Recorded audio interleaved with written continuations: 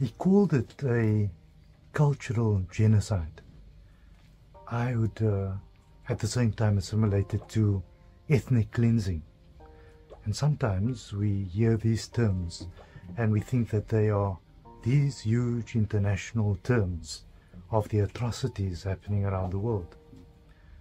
Interestingly, right here in the Western Cape, in the Hangberg area of Hout Bay, we find that for centuries such oppression has continued.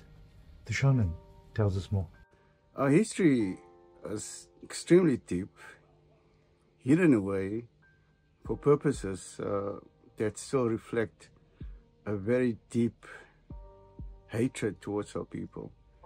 Our people re-established themselves in Northern Cape, along they call it the Orange River, but we call it the Karib.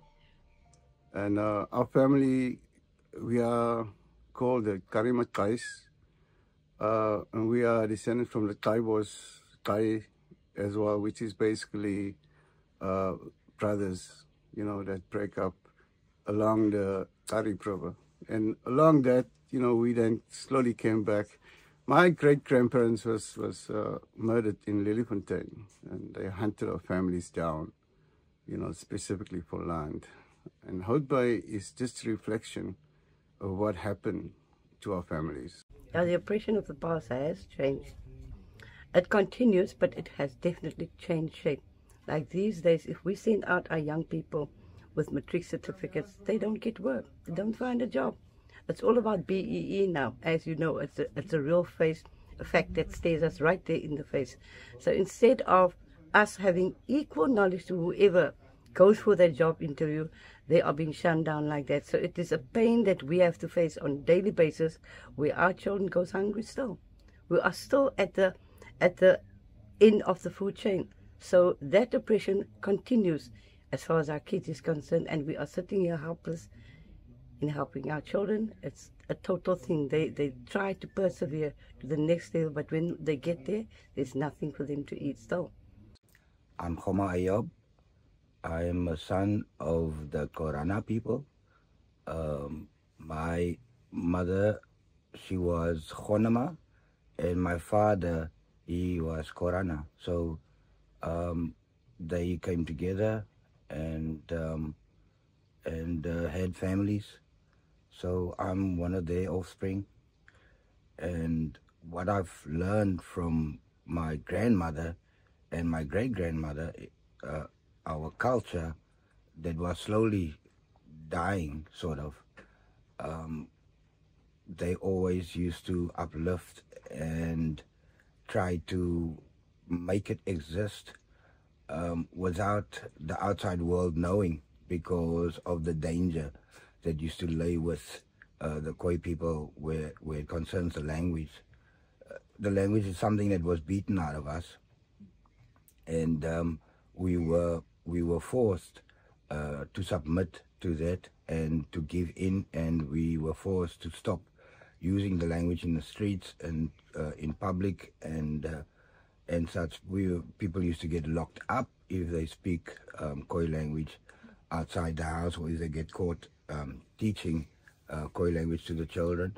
So slowly that was sort of beaten out of us, and we had to let go and forget about it, and just carry on living like everybody else, not knowing their fate or their history or their ancestors. It was something like a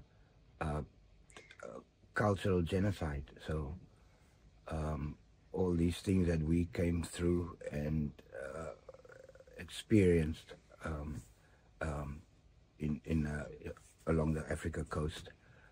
For me, it's my job to make sure that our language and our culture and our activities, especially, that it doesn't die out completely. It is my job to try to bring back the skins and bring back the language and bring back the actual behavior and the culture and the living of the Khoi people, which is a very healthy, godly way of life.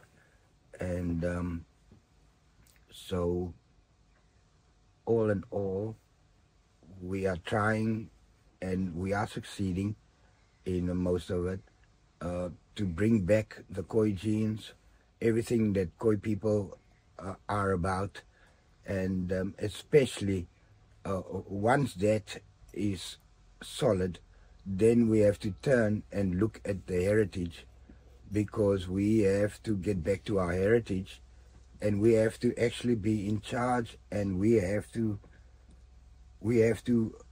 nurture our heritage, because all the big five is, most of the animals are hunted. Big six, which was the Khoi, that stopped years ago, the hunting of the Khoi people, and so it was atrocious. We changed it from big five to big six, so we just concentrate on they're no longer hunting Khoi people, so we just concentrate on the big five, which is the big five. But the secret of the big six is atrocity. It is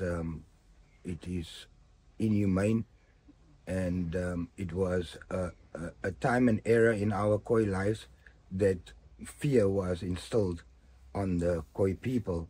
Now, with that being said, and the Kora people of the Cape had to submit onto the slave drivers, because it was the Kora people who was keeping and governing Africa Khoi people, and they were like the big father and the big mother of the Khoi people. So once the Kora fell, then the rest of the Khois all submitted to this way, and so yeah, so we are stuck since then until now in this situation. But like we all know that in 2010 we had a uprising in Hangberg, and that was a time when the government was saying that, oh no, those people are fighting over housing. Then the chief turned around and said to her that it is not over housing. It is a cultural fight. It is a fight over our identity. So we took it from there, and we took it like that, and then they realized what actually they are dealing with, because it wasn't just a little unrest about to be swept under the rug. It is something that concerns everyone that is living in Africa or is stuck here in Africa by their own will or by accident. But it infects everyone that is now walking Africa on the soil of Africa, and because the Khoi people, the Aboriginal people, they are sitting and watching all these good and bad things that are occurring around them, and they remember the time when Kratoa and Damon and Ochomatu, when those people was governing this land. They remember those times, and they remember that we did have a say here in this country. We did have a say over who gets what and who goes where. We had the biggest say, but we have to restore. We have to restore all of that, and we have to make amends, and we have to fix every corner of our culture, our language, and especially our peoples. It is something that we got to nurture and make it blossom again, because for 500 years, bad things has happened around the world. Since, first of all, since they came into Africa and killed the Khoi people, took the skulls overseas. So they actually took the strain of the killings, they took it along with them and they've spread it across the world. All the Khoi skulls that have been placed wherever they are, those skulls has to come back to Africa, they has to come home. Until all the bones are buried where they belong, the world is going to be in turmoil.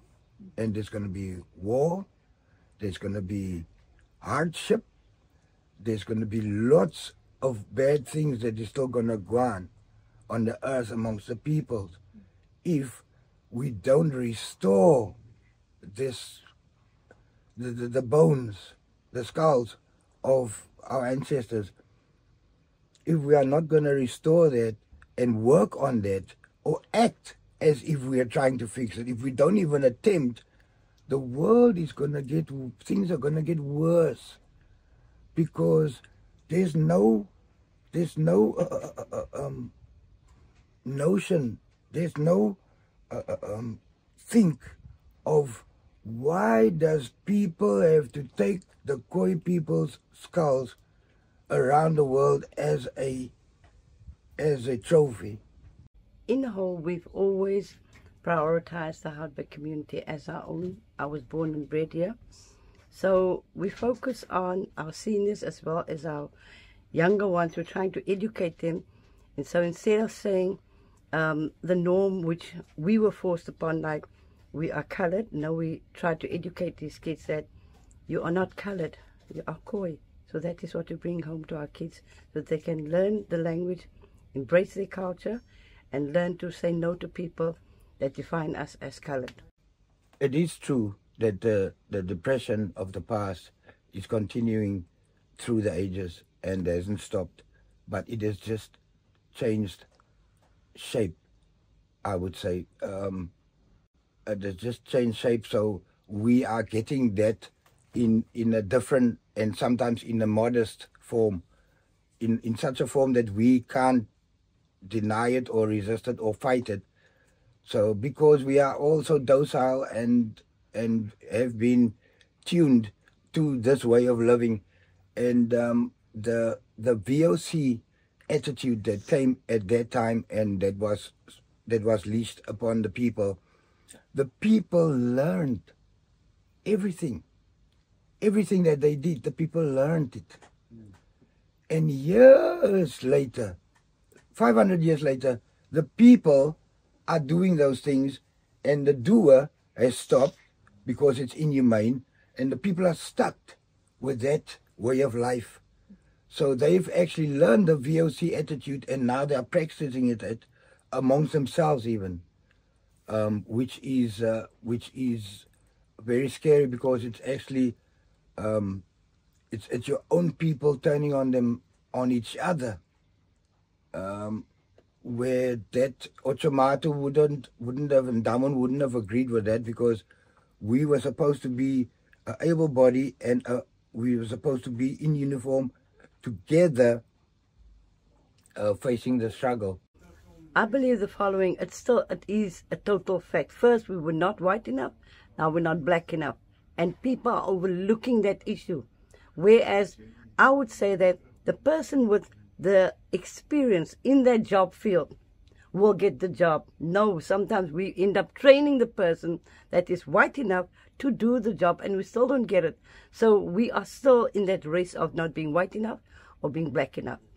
Well, my wish is to see that one day that everything about the Khoi people and that our struggle, that things slowly start turning positive for my people, because for years we had the attitude and the thinking of that we don't belong and we don't have nothing to show for the world, and we had to up and go out of the house, leave the house, go into the bush, and leave the house for the newcomers, so that they can live there in luxuries. We still got that. We're still living with that kind of attitude, but my wish is that the Khoi gets restored, that our heritage gets handed over, and that the Khoi people take their places in so that they can be the custodians that they used to be. Kei Gangans, AM4C, for coming here today and facing me and asking me to say things about my culture.